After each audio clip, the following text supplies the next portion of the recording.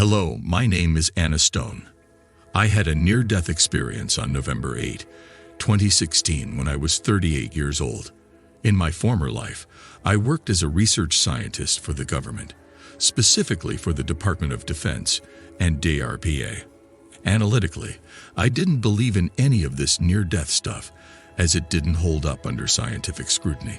Although I was drawn to things like tarot and witchcraft as a child, I never fully believed in them. I guess I dabbled, but I always went back to science.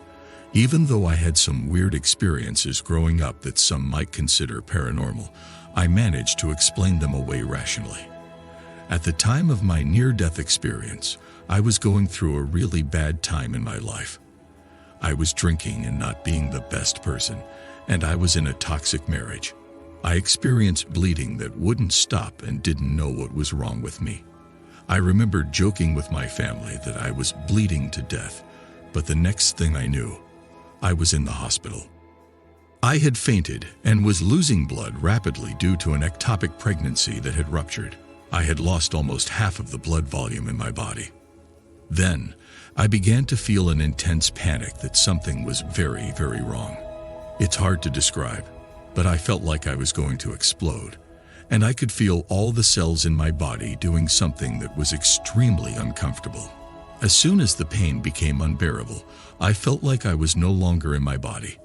I floated to the ceiling like a balloon and looked down to see myself lying on the hospital bed. That's when I heard the machine flatline. I watched the people in the room trying to revive me, but I had no emotional attachment to what was happening. My only conscious thought was the realization that my snarky personality was still intact even though I was out of my body. I had never pondered this before, but at that moment, I knew that I was still me. While watching the doctors work on me, I heard one of them make a comment about my past addiction to medication. I was offended, but it didn't bother me at the time. Later, when I came back, I was upset about it. I heard the flatlining sound and thought about my children. I was taken to my oldest daughter's college classroom where she was taking an exam. I saw my younger daughter playing with Legos in the hospital waiting room. Then I looked to my left and saw a yellowish-white room where I was no longer on Earth. In this new place, I felt enormous and could see in 360-degree vision just by thinking about it. I didn't have a physical body, but I was aware of other things around me. In front of me, there was a person who looked like me, but not quite. I knew that I was going to talk to this version of myself, and I received a message telepathically that said, "Nope." I understood that it meant that it wasn't time for me to stay there, and that I needed to return to my body. Suddenly, I felt all of my enormousness focus into one stream that shot back into my body via my navel, causing me intense physical pain. It felt like I was drowning and then managed to breach the surface. I saw a tunnel and was focused back into my body through my navel. That's what happened. I jumped up on the table and gasped really loudly, which shocked everyone in the room.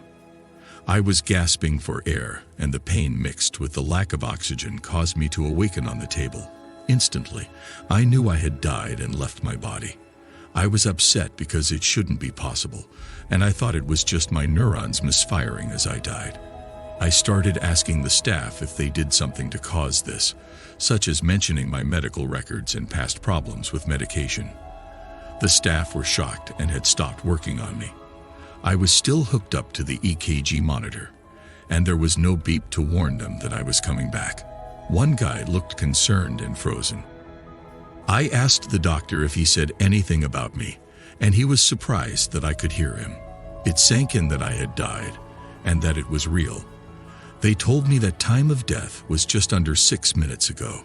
It resulted in a lot of things changing in my life, and a message from myself on the other side helped change the direction of my life. After I got released from the hospital, I realized I hadn't been upset about my children, but I later found out that we don't have negative emotions on the other side.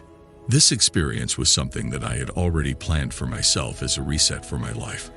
I had an undeniable urge to make changes, and the first change I noticed was that I could no longer drink alcohol. I physically could not drink it. even though I had turned to it to numb inner trauma pain.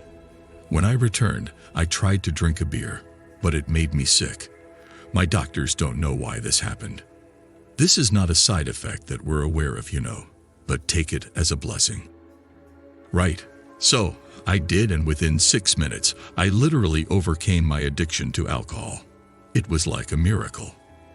After that, I started experiencing significant changes in my life. Before, I had no clear direction, and even though I was working in science, it wasn't fulfilling for me. Suddenly, I realized that I wanted to be a teacher. I found a job teaching troubled youth within a few months, and it was incredibly rewarding for me. It felt like I had finally found my calling. I also realized that I needed to go back to school to finish my undergraduate degree. I had been hired right out of college to work for the VA and UCLA, but I never finished my degree due to work and life getting in the way. So I went back to school, finished my undergraduate degree, and went on to earn my master's degree. Now, I'm pursuing a second master's degree and concurrent PhD program in a completely new field of study. I'm studying psychology and consciousness, which is vastly different from science, although it incorporates quantum physics mechanics. My passion is to serve others, which has been a healing journey for me as I had a traumatic childhood. This event has triggered my desire and drive to heal, which has been transformative and truly amazing for me. Life is precious, and we should make the most of it while we can. We should live with intention and purpose, and not take anything for granted. We never know when our time is up, and we don't want to have any regrets about the life we lived. It's important to follow our passions and do what makes us happy, as that is what gives our lives meaning. And most importantly, we should always strive to be kind and compassionate to others, as we never know what battles they may be fighting.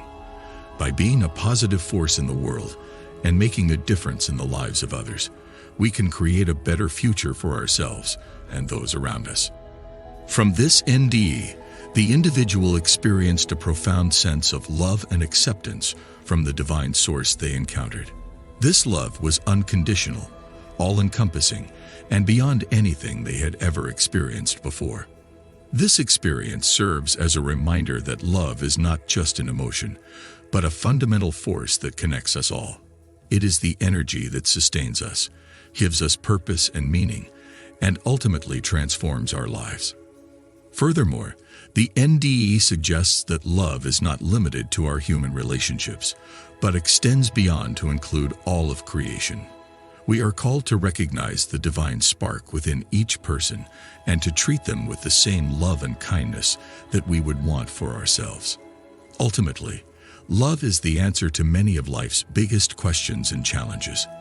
By cultivating love in our lives, we can transform ourselves, our relationships, and our world for the better.